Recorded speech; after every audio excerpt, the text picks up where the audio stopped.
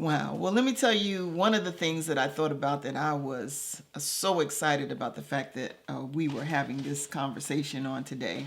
For moms and we have dads that listen in on When Mothers Pray and just to parents. We're living in a world where things are happening with law enforcement and things that are happening that we don't like, things that are going on. Scenarios won't be perfect. But what should we say to our children when they're in situations, if they're driving home or they're out somewhere and they're stopped by police? Just give us some bullet points, some advice on what we need to say to our children. I can tell you what I've said, especially my son, because he's driving. He's been driving for the past year and a half.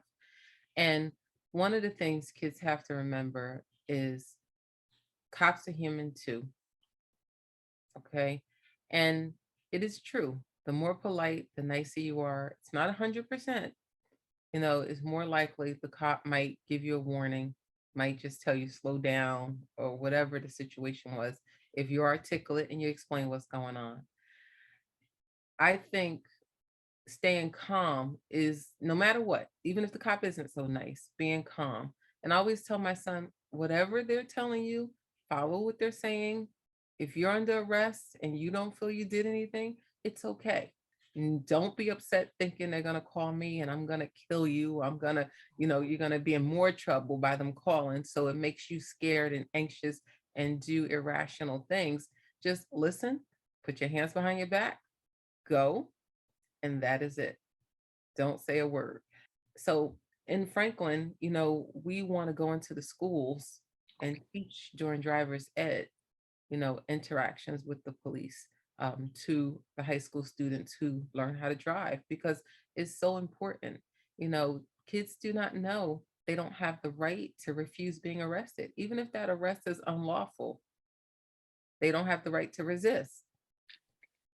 Even if I didn't do anything and they're arresting the wrong person, go peacefully. And I tell my son all the time, I said, you know, we'll deal with the legal system later. Your objective is to get to the phone, get to the precinct, get to the phone, call me so that you can make it home. And I think we need to teach our kids that more, fighting back, talking back. It doesn't help. It does not help the situation. I've been in middle schools and asked middle school students, if you saw a police officer hit your friend, what would you do? And they're like, jump on his back. And it's like, no, you can't do that. Be patient, take pictures. And, now with the body cameras, I look at some of the videos and, our young boys and girls still don't get it. They think they can be obnoxious and still get the right results. And it's not going to work that way.